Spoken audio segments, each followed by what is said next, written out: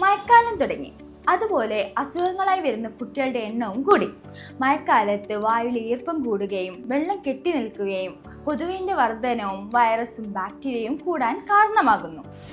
ജലദോഷം, ചുമ, viral fever, loose motion, vomiting, dengue fever, chikungunya ഇതുപോലുള്ള രോഗങ്ങളാണ് കൂടുതലായി കണ്ടുവരുന്നത്. അതുകൊണ്ട് ചില കാര്യങ്ങൾ ശ്രദ്ധിക്കേണ്ടതുണ്ട്.